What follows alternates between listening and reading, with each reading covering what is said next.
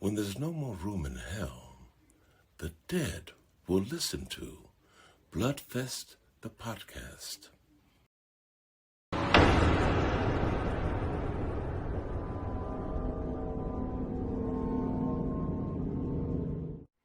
Hello, and welcome to Bloodfest, the podcast. I'm your host, Nate. Y'all know me, know what I do for a living. We've got a little different lineup tonight. Casey's out, and I don't want to freak anyone out when I share this information, but it does have something to do with a large quantity of Mexican black tar heroin and a blow-up doll. I don't want to, it would embarrass him if I gave you any more details than that, okay? So I won't. Joining us tonight also, as always, is my good friend Josh. Josh! Hey. Hey, how are you doing tonight? Well, I'd be better if I was with Casey. With the heroin and the blow-up doll? I mean, no. Also, as always, our friend Joey, who runs the technical side, is over here somewhere off camera. Show him that you exist, Joey. That's not a dead arm. All right. We're all very excited tonight because we are being joined by the absolutely cool writer-director Jeremiah Kipp. His most recent big thing was the movie Slapface, which is on Shudder, and if you haven't seen it, you should see it. It is a reinvigoration of folk horror as well as a family drama. So we're very excited to have Jeremiah here with us tonight. How are you doing tonight, Jeremiah? I'm great. Thanks for having me on. Outstanding. So before we get into like questions you might expect, the first thing I want to ask, you know Mike Bracken? The Horror Mike Geek? Bracken, I do. Yeah. Mike Bracken and I go back to probably the early 2000s. We both wrote movie reviews for a short-lived monetized site called Opinions. Oh my God, that's where I know Mike from. I wrote No movie reviews kidding. there too. All right. Yeah, that's how I know him. Yeah. Outstanding. Yeah, there were a bunch of us on there, and like a lot of those guys have gone on to continue in their careers as critics. Mike Bracken and Walter Shaw over at Film Freak Central, and I went on and made films. Yeah, you guys all went on to something big, and I'm here doing this with these goofuses. So I don't know. Yeah, so Mike and I go way back, all the way to Opinions, and I was he's a great guy. chatting with him and talked about you were coming on, and the first thing he said was, "Oh, Jeremiah, we go all the way back like 20 years," and so it's been a while. Okay, well, small world. Yeah. All right, outstanding. So let's talk about Slapface. So I know it started out as a short film. Was the short film made as kind of a proof of concept to get the funding, or initially were you just wanting to make a short film? Well, the feature-length script existed before the short. Okay. And we've been trying to get that made with producers over the years. And during that time, I've been making work-for-hire horror movies. Yeah. Eventually, I just gave up and I put it in a drawer. And the director of photography who I work with most often, Dominic Savilli, said, "Hey, why don't we take Slapface and shoot like a little 5-minute version of it as a proof of concept? Wouldn't that be fun?" And he said he would give me $5,000 and off we would go. But then he said, well, wait, maybe we could do a little crowdfunding and maybe I don't have to spend $5,000. And then we did crowdfund. We got the money, and he said, "Good thing, because I didn't have any money in the first place. I just wanted to see you, make your project." And when we made the short, I did intend it as a proof of concept, but I was also so fed up with trying to make the feature that I said, you know what? If this is it, then I'm going to put my whole heart into this short. It'll be a version of Slapface, and that might be the end of the road. But we did the film festival thing for 3 years, and of course, during every Q&A, I said it's proof of concept for a feature. But I had no expectations anymore. I was like, if this is it, then I'm happy that we made at least some version of Slapface. But fortunately, in the third year of the festival run, a producer named Joe Benedetto said that he and this other producer, Mike Manning, were looking for horror films, and Mike in particular was looking for a dysfunctional family drama with a monster in it or something supernatural. I think he'd seen films like Hereditary and The Witch and The Babadook. And I'm grateful for those movies because they paved the road for people to imagine what Slapface could be. And Mike and Joe got the wheels turning. We signed an option.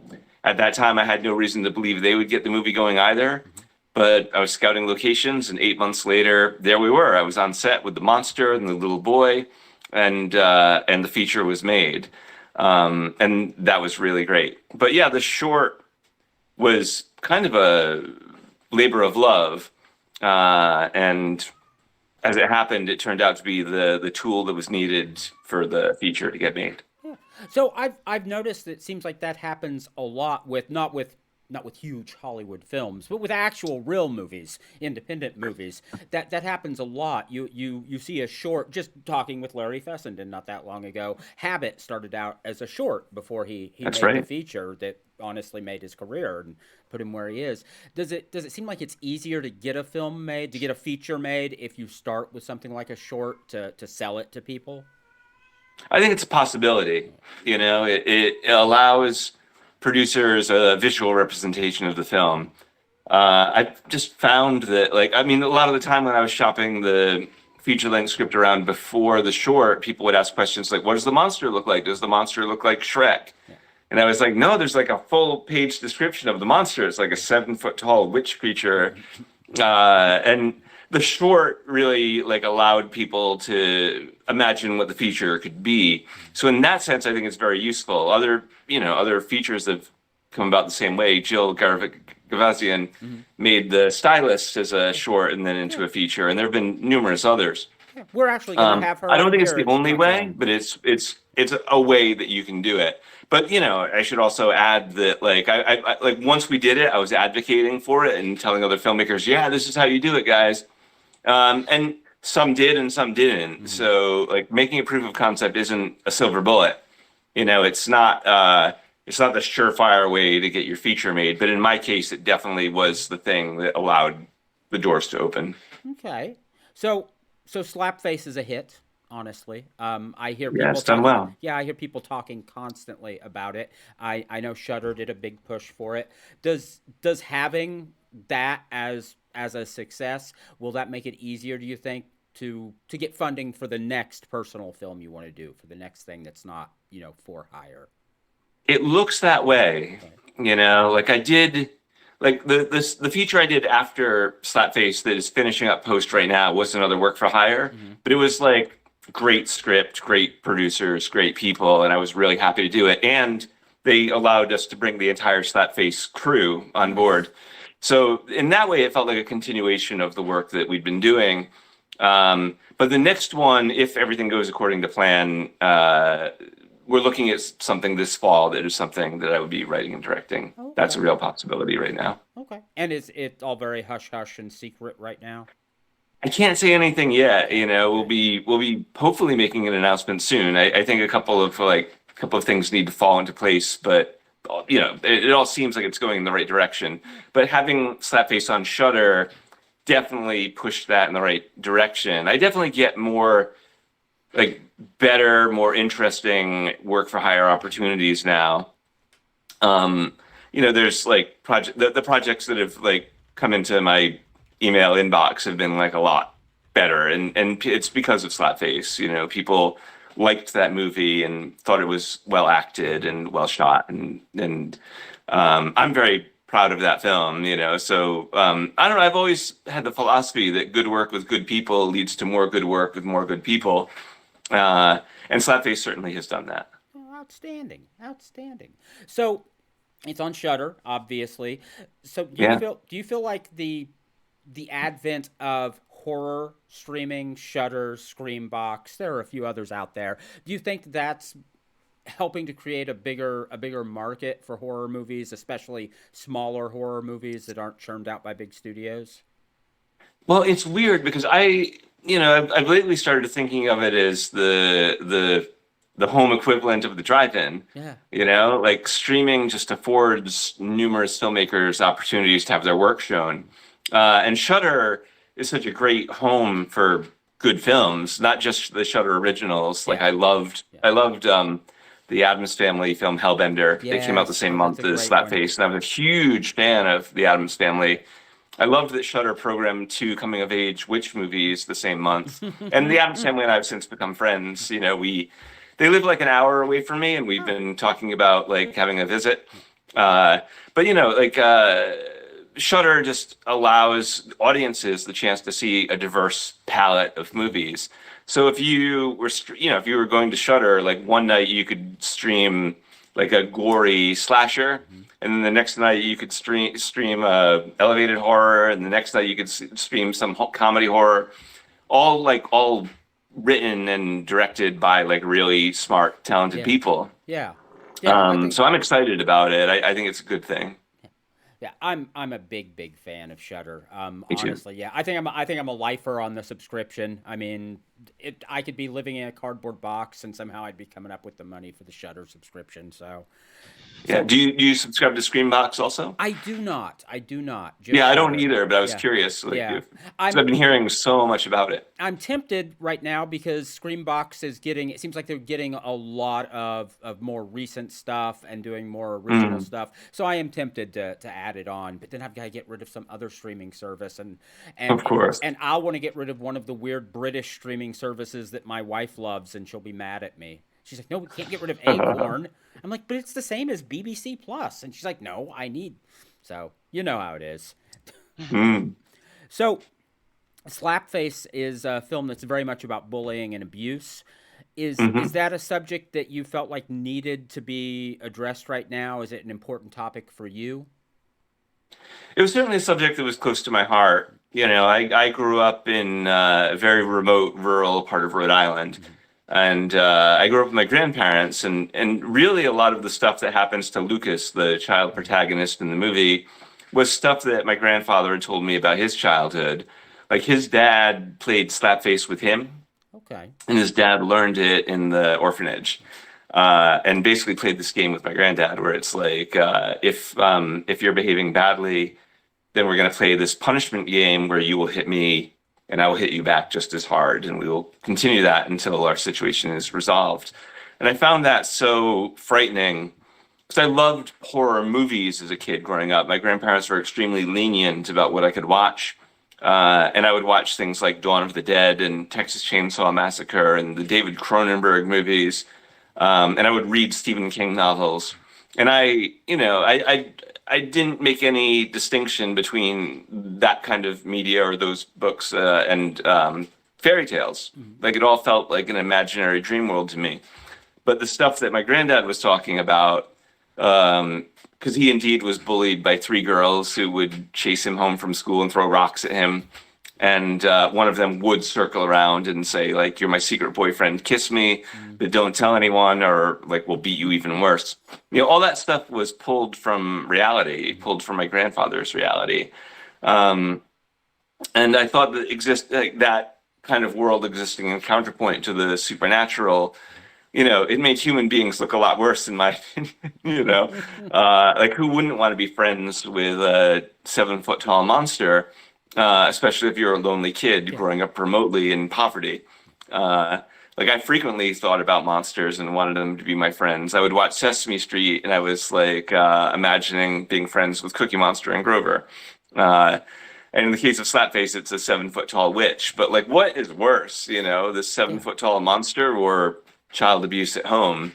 Having those 2 things comment on each other was the genesis of Slapface. So that actually rolls right into the next thing I wanted to bring up. So it's a monster movie, but there's at least a point of view. There's at least a possible reading that the monster is not the villain at all. So did you expect audiences to take the monster's side when watching it? Is that? Well, I'm always excited when I hear from audiences. I'm constantly delighted when I hear that half of the audience that believes in the monster, I call them Team Monster. You know, their argument is like there is no possible way that 12-year-old kid could have done that to the police station. But there's also a counter argument that that it's all in the kid's head, and that Lucas is a very troubled young man. My feelings about that are like the tragic story of this little boy would potentially have run the same course, whether it was a 7 foot tall monster or not. And there are a lot of movies that I think ride that line between like perceived non-reality and like what you see in front of your face. Like Larry Fessenden's Habit, you had Larry as a guest on your show. Like I love that movie so much, where it's constantly asking the question, is Anna a vampire or is Sam a drunk? Like is he cracking up? And for a long part of Bernard Rose's Candyman, you're wondering about Helen. It's like, is she being pursued by an otherworldly specter, or is she losing her mind? And Bernard Rose kind of wanted it to remain ambiguous all the way to the end. I mean, the studio insisted that at a certain point he make it very clear. But even at the end, in the big bonfire scene at the climax, it's there are hints of ambiguity there of like of whether Candyman is real or not, and I find that delicious. I think that movie is particularly great and important early '90s supernatural movie, and that was a huge inspiration for Slapface, using in their case they were using the urban legend and questioning whether the monster is real or not. But whether or not the monster is real in Candyman, Helen is going through sheer living hell, and essentially having a midlife crisis like during the course of that film. So I absolutely love movies that are ambiguous in that way. American Psycho is one that I think plays very, very well. And in that film, I come down on the side of it's all in his head. I don't think Patrick Bateman. And that one I feel the same as you do. In Slapface, I believe in the monster.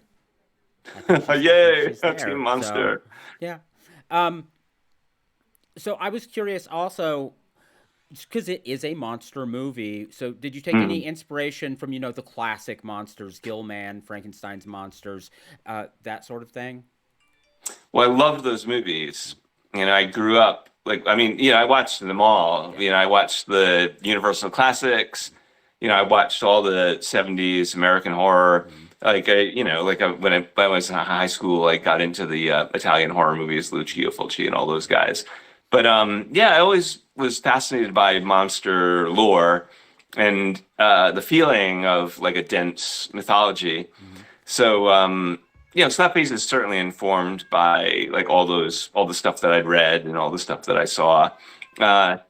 Stephen King, was kind of a great inspiration for all that stuff. Like whenever a monster would pop up in his work, it was always deeply inspiring. And the way that he would use a creepy old house or a creepy hotel as a location that carried creatures within it, I always thought was super exciting. It's like a long-term dream is to eventually do a genre film where there's more of that sense of an entire town, the way that he's created towns like Castle Rock and Derry in his books. Yeah. So my read on Slapface is I look at it as a maternal relationship. The monster is a mother. She's very dangerous, but also she's there to protect him. That's what she's there for. So I'm not nuts on that reading, right? No, not at all. Okay. No, everything that she's doing is to protect the kid. She does get jealous of some of the other characters, but but whenever she's committing an act of violence, usually it's the intention is out of love and out of a desire to make sure the kid is not harmed. Because she is an otherworldly, dangerous creature, sometimes her protection seeps into deep violence. Yeah, very deep violence. Yeah. So the in the film they refer to the creature as a virago. Which I did not know was a thing before this movie. I actually had to look that up. So do you feel that the underlying mythology of the virago, was that absolutely necessary, or did you feel like you were just kind of borrowing a bit from the surface of the mythology and then building it into your own world? It's one of those things where looking up the definition of the word informed the creature.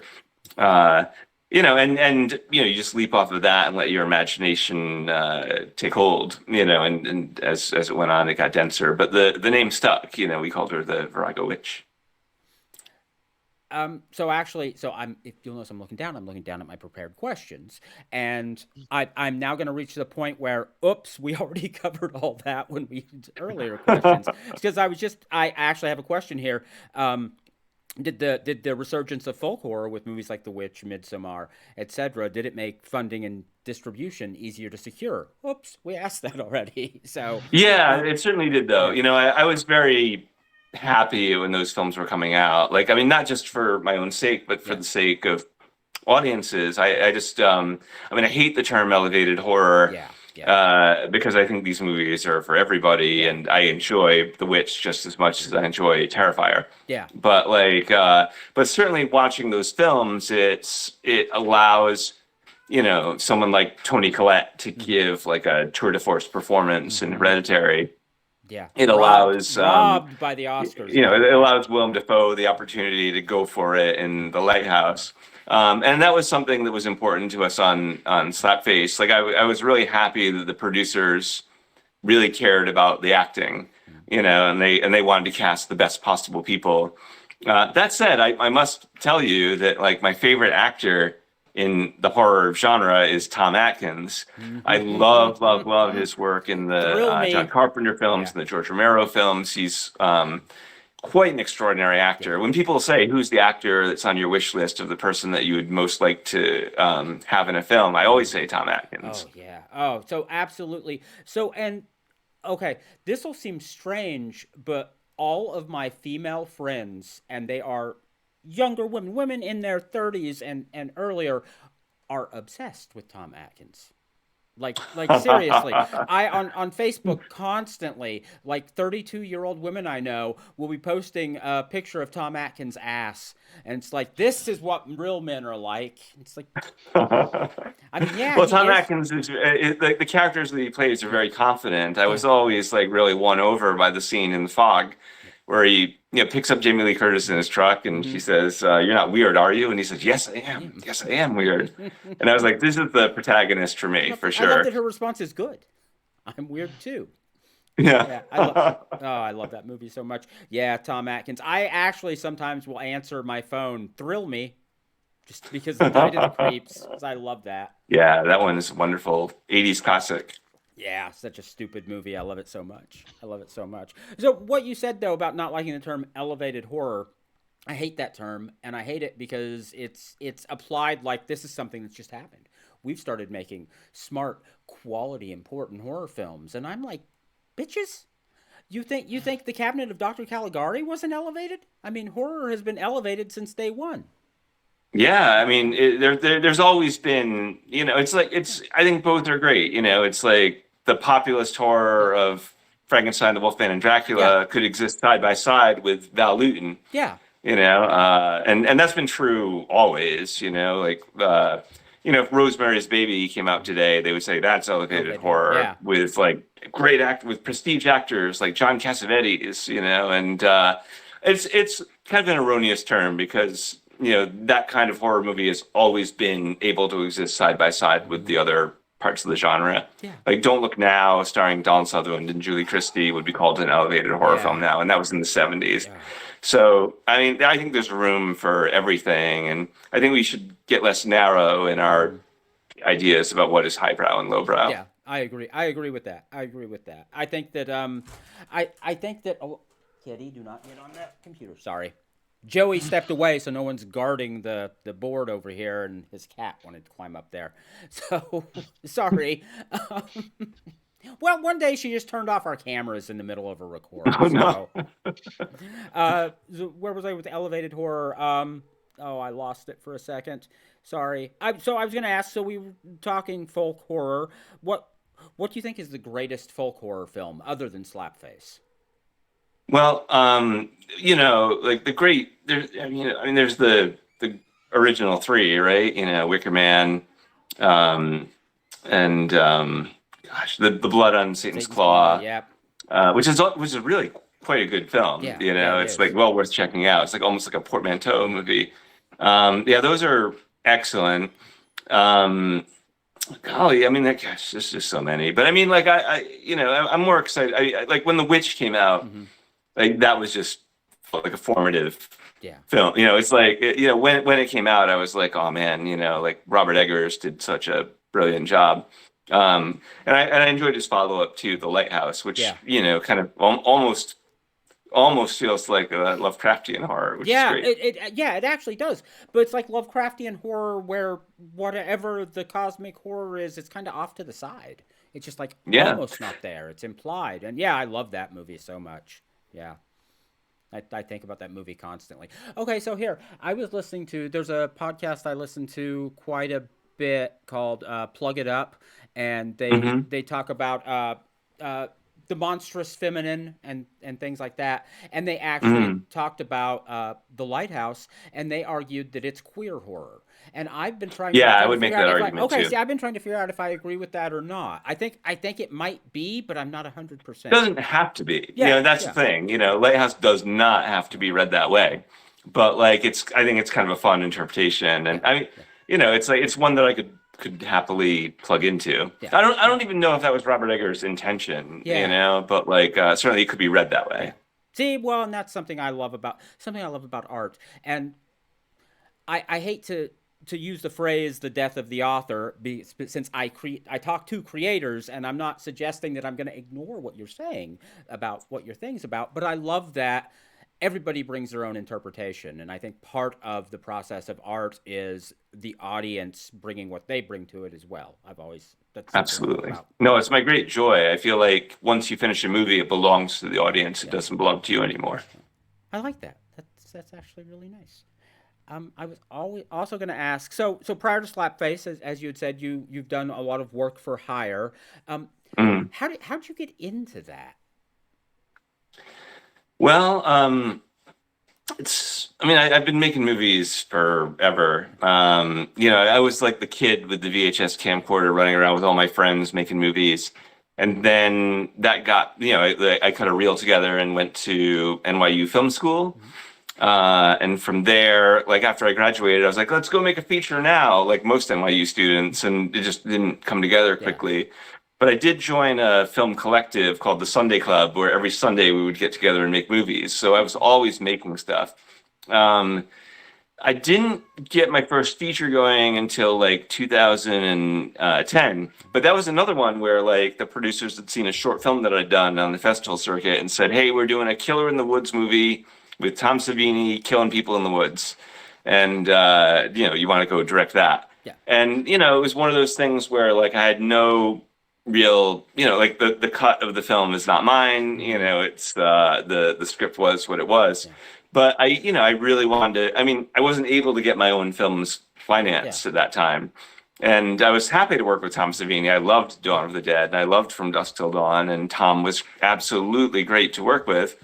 And, it just came about through, work begets work. They saw something I'd done. They thought I was a good fit, and I got hired to direct that movie. Okay. I got my second feature the exact same way.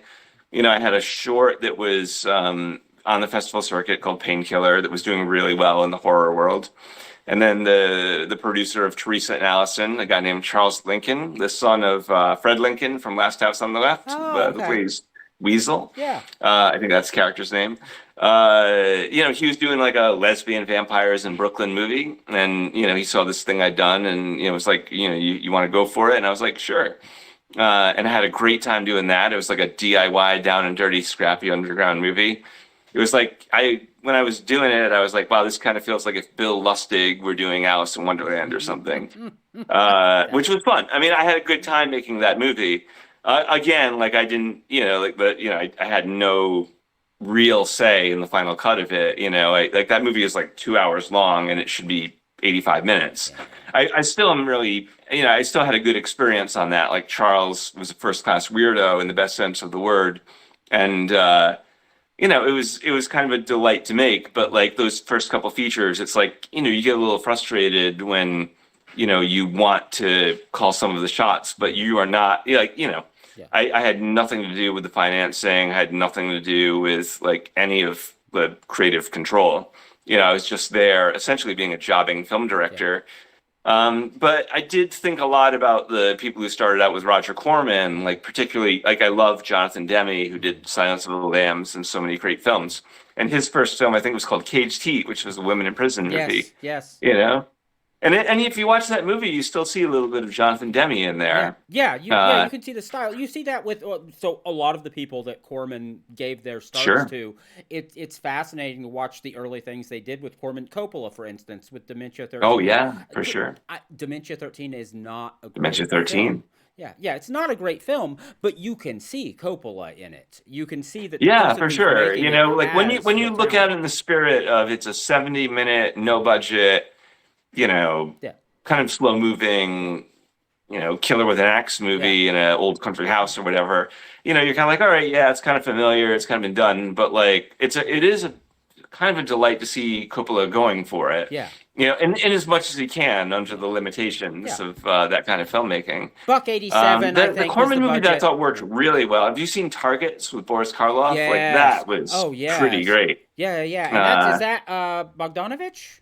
That's Bogdanovich. Yeah. And, you know, it's like you got 3 days with Karloff and, you know, write something. Yeah. And, like, what he came up with was this outstanding story that, like, kind of contrasts the gothic horror trappings of, like, Karloff as an actor with contemporary horror with this sniper who's, like, taking people out, you know. And that movie still, you know, I mean, still has, like, a certain resonance. And Karloff himself is pretty great in it. So, you know, it is possible to make good films in that model, but I mean the ones that I made, you know, I feel like, you know, it's like I was happy to do them, but I didn't feel any sense of ownership really, and you know, like it did make it hard, you know, like so Slapface in that sense felt like my first feature, even though it was feature number 6, but it was the first time that I was working with producers who, even though like I wasn't paying for it, the producers found investors and brought the money in and all that stuff.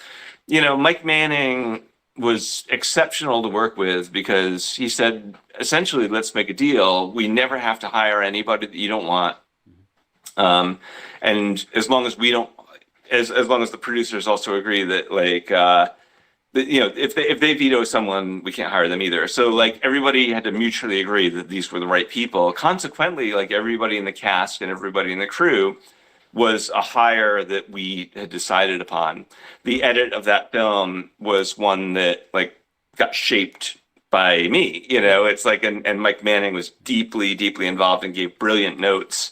And it was a really great collaborative experience. So that was, I mean, I'd been with other movies from beginning to end, but I'd never had the satisfaction of a movie being mine. Yeah. You know, when Larry Fessenden made Habit, that was his money. Yeah. He called every shot. It was his movie.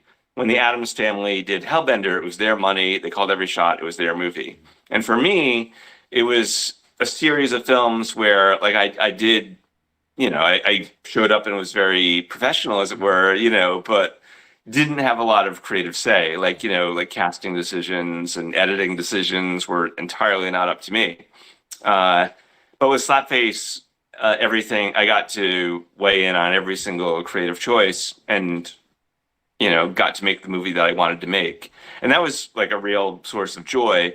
And the other thing that was nice about that was like I'd gotten to cut my teeth on a bunch of other projects. So by the time I got to Slapface, I was ready. Yeah. Okay. Yeah, actually, yeah. That so you say if Slapface is better now than it would have been if you had made it when you first started trying? It's certainly different, you know? Like if I'd done it when I just started out, like I probably would have like done it like scrappy with a very small crew for like $200,000, and you know, we would have just gone out and made it, and it would have had its own quality. Yeah. You know, like it might have felt a little bit more like something like, you know, the early George Romero movies, you know, like Martin is a phenomenal film, but it feels like community filmmaking where it's like, you know, down and dirty, rough and ready. And that film, like that lends to the extremely personal quality of that movie. Yeah. You know, Habit is the same. You know, it's like it feels like you're reading Larry Fessenden's diary when you're watching that movie. So we might not have had as much of a budget if we'd done it earlier in my career. Not that we had a big budget either, you know, but it was the kind of thing where like having these investors like putting their money in, you know, we were able to hire like wonderful actors like August Maturo, who plays the 12-year-old Lucas. He is so Like good. he was So on a good. TV show for years called Boy Meets World, and then he did that movie The Nun, which made gazillions of dollars. Yeah. And he's an extremely experienced actor. Oh, he's been on and tons of gave other a shows, really too. amazing performance, and we were really lucky to have him. So like having the investors like putting up money for stuff like that, like August cost more than SAG scale, Yeah. but he was worth every penny because he was extraordinary. He was a singular actor who was so emotionally available and so present, and a great collaborator, and has become a great friend. Is it so? So he's a kid. Is it difficult working with children? Are they more Nah. difficult to direct? Nah, I love working with kids. I've worked with kids a bunch over the years, and there's that saying, "Don't work with kids and animals," and we have both in Slapface. We have a bunch of children, and we have a dog and a rat and a bunch of other things. But like, if you want a great kid, then it behooves you to do your homework and meet their parents, because if their parents are cool. And their parents are not pressuring the child, and pushing them forward as an actor, but instead supporting the kid and saying, we will support you in doing the thing that you love. Then you'll probably find a well-adjusted kid who's there. And children are honestly the best actors. It's like they're so present, they're so emotionally available, they're so able to access different things. If you think about when you were a kid, like playing with other children, you would pick up a stick and it would turn into a gun, and then it would turn back into a stick again. Kids are so wildly imaginative. And if you create a world around them where they're allowed to be free and allowed to, be kids, they will give you everything. It's so easy for them to access like for August, the thing that was brilliant about him was he could access rage and grief and trauma, and himself not be raging and traumatized and grief-stricken. He was able to summon up those things and then put them away. He was a really well-adjusted, smart, talented young man, and his mom, who was there every day, was also great. And she was a delight because she was deep into astrology. Yeah. And August and I are both Virgos. And she was like, "You're a Virgo, and August is a Virgo, and the rest of the crew are Scorpios. So you're really set up for success." And I don't really follow astrology, but I was like, "I'll take it. I'll take all the resources that help us make the movie." But all the kids were great. The twins, Bianca and Chiara D'Ambrosio and Mirabelle Lee. They were all wonderful kids with wonderful parents. I think that's the key, because if the parents aren't pushing them, then they're doing what they love. And all these kids showed up to work every day loving being in a movie, and they loved being in a horror film, and they were constantly surprising me every day. And we were playing in the sandbox together. We were playing make believe, and so were the adults. We were all there, like just imagining this dream world. And the movie is about trauma and grief, but the set was not traumatic and grief stricken. I think it's very important that if you want to access the dark feelings, you need to create an environment around everybody that feels protective and nurturing and loving and compassionate and respectful. And it's something I'm very proud of with that movie. Was like making that movie was an absolute joy, and we all showed up to work with great enthusiasm and passion. The crew were a lot of friends of mine who, over the 10 years of work for hire work, were like, they were there for it when I was making my movie, as it were. Like they were showing up and being like, "Yeah, man, we're here for you. Like if you need us to go into overtime, we're there." It's like we will do whatever it takes, because like they felt like a friend of theirs was getting his shot and taking it. And when you're surrounded by people who believe in you in that way, it does help create that environment that kids feel safe in, all the actors feel safe and can play. Oh, outstanding. So I did want to ask about the monster.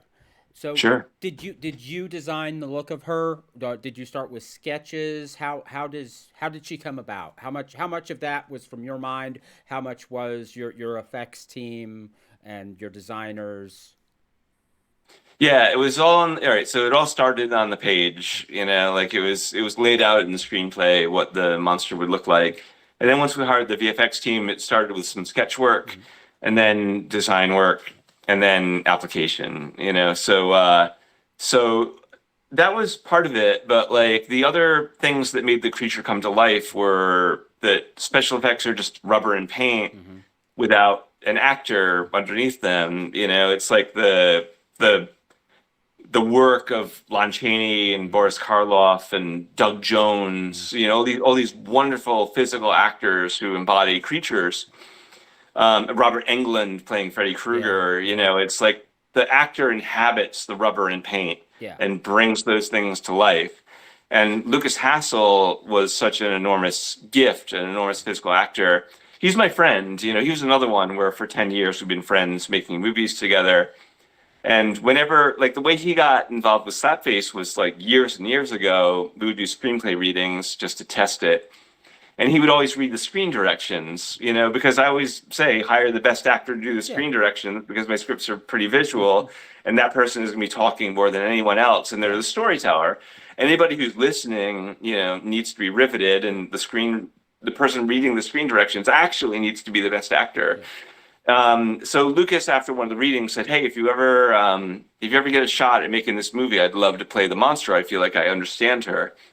And he's like a 6'4" Danish Viking-looking guy. Like a wonderful actor. Super queer, so he understood like the sides of the monster that. He felt like he knew who she was, and like once he put the mask on, he utterly transformed. The other people, there are a lot of people that are involved in making the monster. It's not just special effects. It was wardrobe. Anna Davis designed this like really extraordinary long cloak that looks like a tree, like the bark of a tree. When we were designing the costume, Lucas Hassel said, what if she's got trinkets on her belt, like old toys and things that she's collected over the years? And then there's more after that. Like the sound design team is like bringing in all these like sound elements of like of insects and cicadas and like old people sounds and like sounds of creaking ships when she's moving around. So when it's building a monster, people think that it's special effects team, and they are an important part of it, but they're not the only part of it. Like all the departments together, bring the creature to life. Like when you watch John Carpenter's The Thing, it is Rob Bottin's extraordinary monster creations, but they're impeccably lit by by Dean Cundy, who really gives the monster some shape. It's like if they didn't have a brilliant director of photography on that movie, it would look like rubber. Yeah. But instead, it looks like three-dimensional and real, and so much better than the CGI in the prequel that came out in the mid-2000s. Oh, that made me so sad when I found out. I know, they it was had all shot this the whole practical thing work with that was practical pretty effects, great. and then didn't. Yeah, that's right. Use them. Yeah. Oh, it broke my heart. I know if they had, and I wish that there was a way that they could put out that version of the thing in 2011. I think it is. Because if we the practical effects tests that are on YouTube are so much more powerful than like being painted over by this very dated, very cheap looking, even for its time, cheap looking CGI. So I'm not against CGI as building off of a practical effect. I think that's an amazing way to work. Yeah, it has its uses. But VFX creature, it's like. It's really hard to get imagine a child actor looking at a tennis ball and saying, imagine the monster, it's like, it's just terrible. I think you need at least a puppet or an actor to inhabit the creature something physical there. Yeah. Something physical. Something that's tactile, that has weight. That's right. That moves like an actual living thing. Yeah. That's always absolutely. My problem. It's so important. CGI is, in my opinion, is great for expanding the background of something, absolutely. Or the way we you can do entire world building from that. Yeah, but when it comes to things that move and breathe, it still isn't realistic at this point. Absolutely right. And the good background VFX work, I just recently saw 1922, the Stephen King adaptation of Thomas Jane on Netflix, and a lot of the corn is CGI. But the front rows of the corn are all practical. Yeah. And they built the CGI on top of a practical element. So you're looking at corn that has character in that movie. They built an entire field from scratch from VFX. But the root of it and the front of it is all practical. And I think that's the key to good visual effects. It's like having a practical base. Yeah, outstanding. So I was going to ask what's next, but we already said. So what's the movie that's in post now? Well, the working title was The Boo Hag. They might be changing the title to The Geechee Witch, so I'm not sure, you know. But that's also a folk horror movie, and we shot it down in Savannah, Georgia. It was a really wonderful shoot. I'm a New Englander, so so it felt good to bring the New York crew down to Savannah and deal with a monster that exists within the Gullah Geechee community, which are an island community. Yeah. Down there. You know, like the only film that's been made about the Gullah Geechee is an independent film from the 90s called Daughters of the Dust, which was a Sundance film. Oh, I haven't seen that. And the producers were really excited of taking a folklore that they grew up with and planting it into a horror film set on a plantation, which is another juxtaposition of like folk horror and real life horror. It was fascinating to make, and that one, you know, that has heavy visual effects on top of a practical base. So just like, you know, like a film like Slapface has maybe 30 visual effects shots in it, and the Boo Hag has like 100. Oh wow! So you know, that's been quite a process, like getting through that work. But it was a joy to make, and I'm looking forward to sharing it with everybody. Also, like about to hit the film festival circuit is a non-horror film, but I got to work with a horror icon. There's a little kind of dark romantic comedy that I did called Don't Pick Up, about two people kind of meeting cute in a bookstore. And one of the actors is Catherine Irby, who was in Stir of Echoes with Kevin Bacon, a great actress. Yeah. And the other actor was Keith David from The Thing. Oh, nice. It was like a total privilege to direct Keith. He did it because he wanted to play a romantic lead. He's kind of tired. I can't speak for Keith, but the impression I got was that he was tired of standing in front of a map dressed like a general saying, "We've got 48 hours, gentlemen." You know, and he came and was such a delight. Like, one of the things that's really nice about Keith is he's a beautiful singer. And between takes and while we were doing lighting steps, he would walk around the set singing songs from South Pacific. And I'd heard that on the set of Nope, he would be singing songs from Oklahoma between takes. So, Nice. so Keith has a song in his heart. And there's that old saying, "Don't work with your heroes." And Keith David is a hero to so many of us who love horror films. Like Childs in The Thing is an iconic, important horror character, and Keith David is a great actor. Like They Live and all these other extraordinary films. So I was really hoping that he would be a great guy. You know, it's like, I was like, please don't be a jerk, you know? And as it turned out, he is so compassionate, and so he has such a powerful spirit, and he cares so deeply about doing the work that I'm happy to report that, like, I met one of my heroes, one of my childhood heroes, and Keith David was extraordinary and worth the price of admission. So that's a short that'll be like making the festival rounds pretty soon. We finished post on it and have started the submission process. On the Boo Hag, do you know what the distribution's going to be like? Not yet. Okay. You know, we're just finishing it. You know, and then it will be the process of shopping it around. You know, with Slapface, it was the same thing. Yeah. You know, we didn't have Shudder lined up in the beginning. You know, we just made the movie, and then once we finished post, we screened at Cinequest and won an audience award. That's how we got involved with a sales agent called Epic Pictures. Mm-hmm.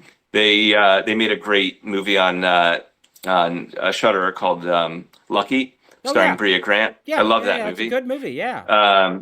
And then, Epic got it into a bunch of great film festivals like Fright Fest, and around that time is when Slapface picked it up as a Shudder. Shudder picked it up as an original. So that wasn't a foregone conclusion, but I loved what Shudder did.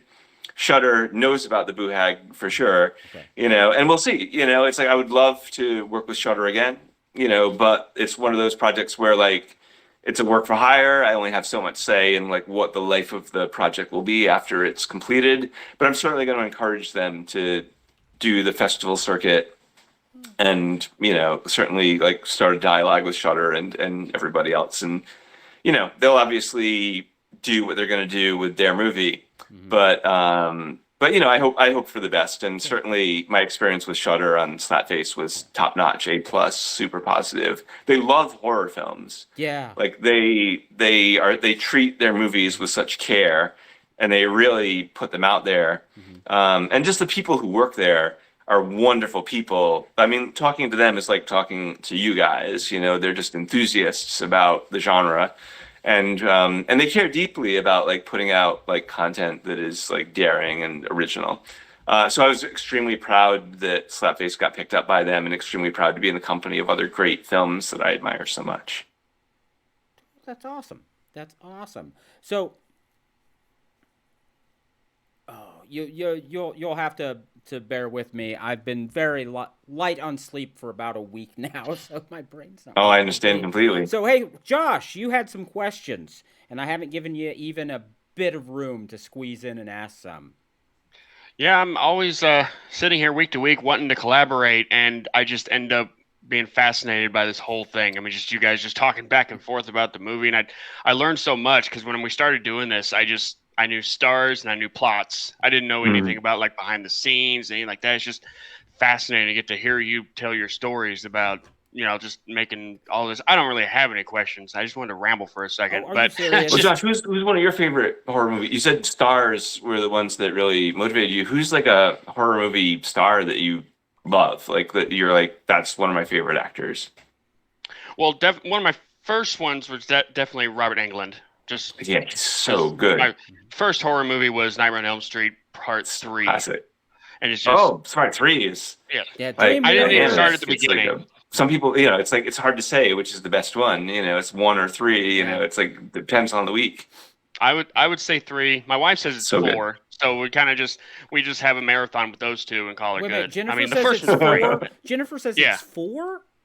Yeah, 4 is her favorite. All right. Which 4 kind of crushes me because they kill off the Elm Street kid. Like like the kids from 3 who I loved so much, and I was so happy they made it out. I know it's a horror movie trope to kill off the characters from the previous film, but yeah, but I was 5 brokenhearted minutes, when they took out they the Elm just Street take them kids. all and just no. The next 3 scenes is just them all dying. It's like you can't But then Alice was great. So I mean, it's and then of course. whatever 5 was, but yeah. I just skipped that one. But that's probably that, and one of my earliest was The Thing. I mean, Kurt Russell and so Jake great. David against each other is just. I still argue to myself to this day, who was the alien or if any of them were. It's Childs. Yeah, it's ambiguity Childs again. is Like the ending of The Thing is classic horror ambiguity of like who, what will happen next, and it's just the perfect ending. It's still and like you, I still think about it. I'm like, I wonder, what was, because where were you, Childs? And Yeah. it's like, but I also want to believe that they're both human, so it's complex. Yeah, most of the time, I just think that they just died next to the fire together and just they die in the waiting on cold. somebody. Just in each other's arms. Just... Nightmare on Elm Street, Dream Warrior, one of There my we go. favorites. That movie, like 25 minutes before the ending, they all know that they're going to die. Yeah. Like Kurt Russell's like, none of us are going to make it out of here, but neither is that thing. Yeah. And like you're like watching it going like, wait a second, like nobody's going to live. And it's like, and there's a long time to go. It blew my mind. I thought John Carpenter was such a consistently brave, outstanding director who would go for it. He's doing a Universal film. He's doing a studio movie. He's like, now we're going with the bleak, absolutely depressing end. We're going to let you know well in advance how hard it's going to be. Yeah. Yeah, I love that. Carpenter is, even the movies that people act like are not good, the ones that they see as his misses, they're still just so stylistically wonderful. So absolutely. Ghosts of Mars on a plot level, it's a little rough, but it's got so much style and so much score. I love it. I think is it one of his best films? Nah, but there's still like things about it where like Jason Statham is the coolest in that movie. And some people dispute the casting of Ice Cube, but I think he's doing a really good job playing like that icon, like he's basically playing Snake Plissken, and I thought he like handled it really well. Yeah. What else did you want to ask, Josh? While I'm trying to remember what I was talking about. Yeah, come on, Josh. Come on, Josh. Talk. You can do it. Talk. You can do You can it. do it. Yeah. We don't So, even know. so in the last couple of years, I could throw this out there. I've gotten really into the Giallo, but didn't really know a whole lot about it except for Suspiria. Saw that probably about 15 years ago. Really been getting into a lot of Mario Bava. Oh yeah. Saw Demons 1 and 2 back to back Oh, I love those. about Yeah. 6-7 months ago. And then immediately bought it because, I just had to. But Yeah. for that, no, I actually started that with a question, then I lost it. I'm sorry. Well, if you haven't seen Deep Red, like that one's really great. Yeah. And it's Deep an Red, Argento yeah. film. Yeah. Like I like that one probably as much as Suspiria. And then there's a really good one with Jennifer Connelly and Donald Phenomenon. Pleasance. It's not a giallo, but Yeah. it's like basically it's like a Carrie type movie. Only she can control insects and Yeah. stuff. Yep. But like Jennifer Yeah. Connelly and Donald Pleasance and Dario Argento all doing the thing together with a Goblin soundtrack in the early '80s. Outstanding. Yeah, It's called that's good Creepers, I stuff. think. Yeah. Hey, There's also my Josh. favorite. Hold on 1 second before this gets off track. Hey, no, We're gonna get off track. It's going off track now. All right, you bastard. Hey, Josh, you ever thought about becoming a professor at a university or something? You're so well spoken. I hate you, You're Joey. messing with him. So I was gonna say, while we're talking Argento, before we move on, I am a heretic. I think Argento's best film is Tenebrae. It's a good movie. I love Tenebrae. Very so much. surprising. Yeah. I especially love John Saxon with his. I knew John you were I going to say his know. hat. John Yeah, I love Saxon John is in it. Saxon's hat. One of my favorites. Yeah, he's another one. Like I wish that in another life, I wish I could have worked with John Saxon before he passed away because that guy was like iconic. Yeah. Oh, he was amazing, and he would just show up everywhere. If you're Yeah. going back through 70s and 80s horror movies and trying to pick up all the stuff you missed, you're just gonna keep running into John Saxon. Whoa, he's in a cannibal movie now, and Of what's course. this? Why is he in this French film? He's not French. Yeah, I just love him. Okay, well, guys, I think we've gotten to the point where I just start rambling incoherently. I have one question. Oh, See? wait, That's what I do. We have a question. So, Jeremiah, looking back Yeah. at the history of horror movies, of all the horror movies that have ever existed, which one would you have loved to have directed personally? Cujo. Oh, I would have loved to have made Cujo. I really like that book. yeah, It's so intense. yeah, And again, it's like you've got like a mom and a child like trapped in the Pinto. It's so primal. Something the book does really well, like that is hard to do in a movie, is it tells a lot of the story from Cujo's perspective.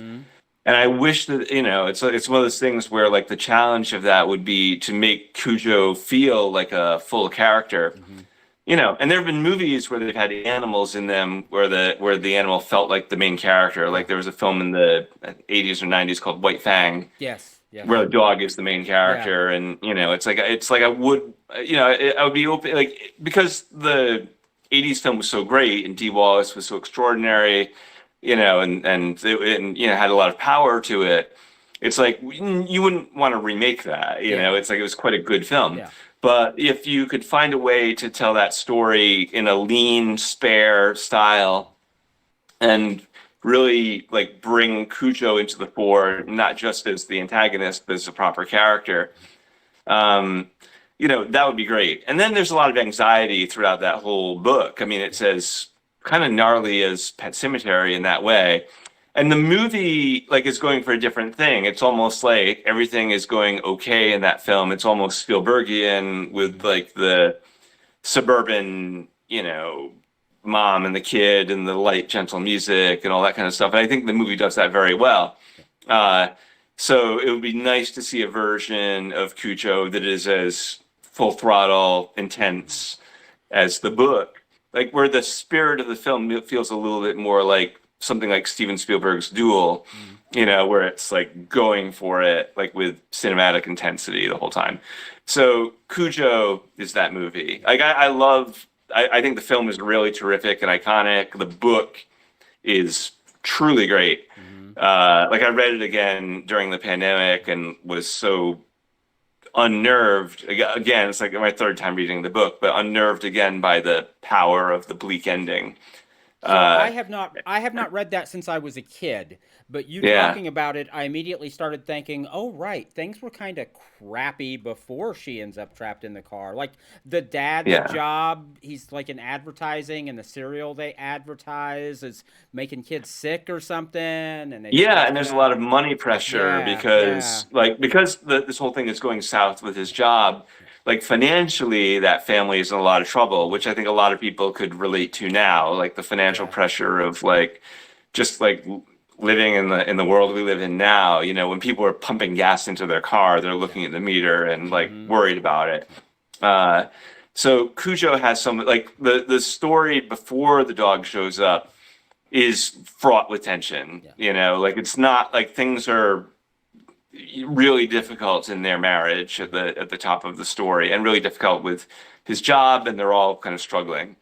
And you know, the family that lives in the house with Cujo, you know, they also are going through their whole like family unit meltdown.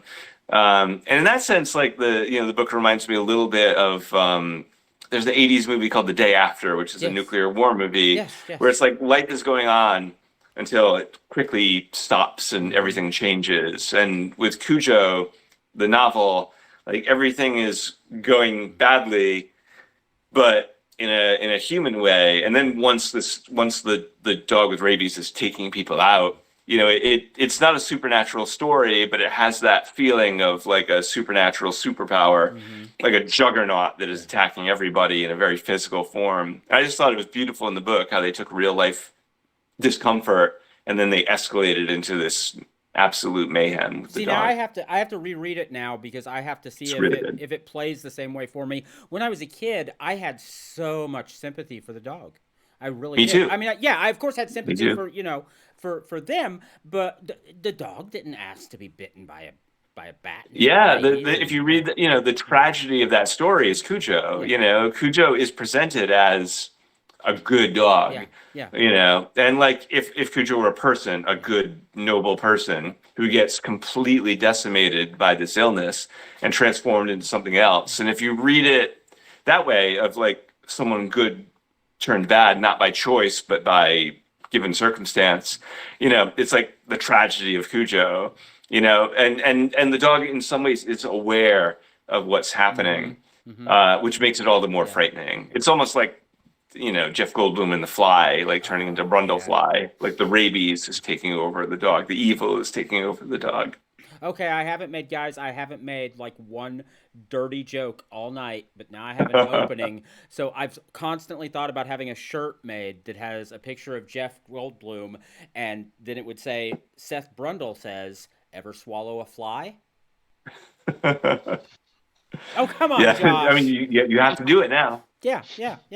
What else did you have, Joey? You had another question. So, I'm in a unique position where I work for a school district where we have a facility for TV, audio, engineering, production, and I'm also a part of this podcast. And a lot of the students who are involved in this, they do a lot of special effects, directing, short movies and stuff. So to students like these who are looking at careers in television, movies, films, special effects, what kind of advice would you have for them?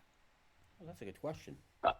Yeah, the advice would be to keep making things. You know, like all the tools are right there at their fingertips.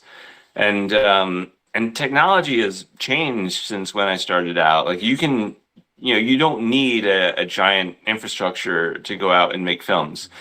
So that's the first thing, is like, don't be downhearted about like, oh my gosh, you need all this money to do this stuff. It's like, no, just make stuff and keep doing it over and over and over again. And don't worry about the result.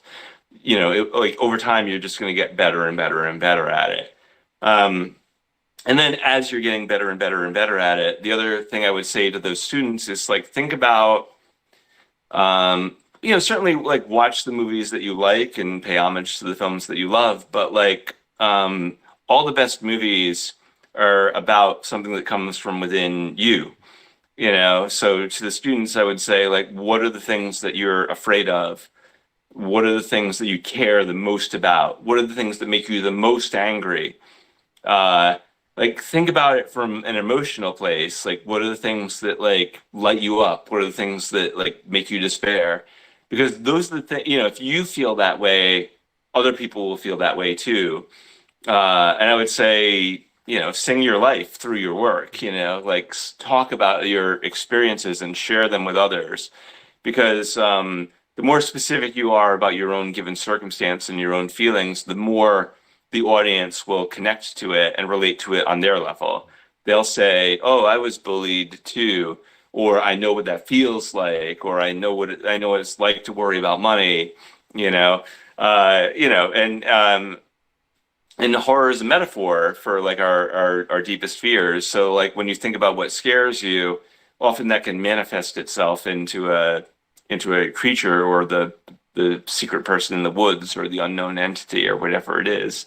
What is what is the Brood other than David Cronenberg working out his fears about his own impending divorce? What is the Fly if not like our fear of our bodies giving way from under us, or of disease? So think about the things that scare you and make movies about that. But I love when young people are making movies. I think, we're under a false belief that like young people are not ready to tell stories. But I remind everyone that Mary Shelley wrote Frankenstein. She wrote it when she was 17 and published it when she was 18. So that's a very young person, like making one of the classic novels. And I think teenagers have a lot to say and are underrepresented in our culture. Teenagers know more than anyone else about what it is to be a teenager. Yeah. And I think if they had more opportunities to present their work, we'd all learn a lot about teenagers as well, instead of looking back at teenagers as adults. So I encourage the students to keep going and keep making stuff. That's great. That's great advice. That is great advice. And Joey, congratulations. That's awesome. Not only did you ask a question, you asked a great question.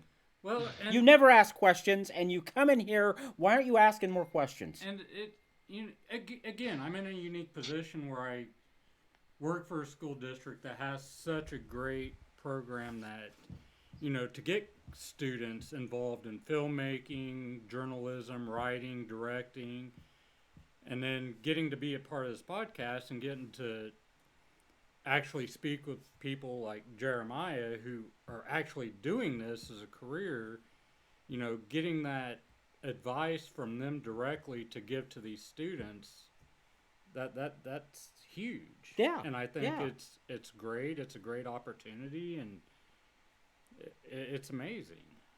Yeah, outstanding. That's all. Thank you. I have nothing else. Hey, goofy. All right.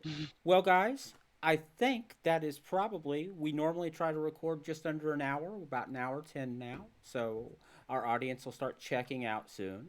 So I want to go ahead and thank Mr. Kipp once again for being here. It is awesome to have you come on and talk to us. Would you come back on after the next movie comes out and talk about it? Absolutely. I'll keep you guys posted. It would be you guys were a joy to talk to, so I'd be happy to come back and talk about the next one. We're just goofuses talking into a void, but we love talking to movie people. So this is what we do. All right, everybody.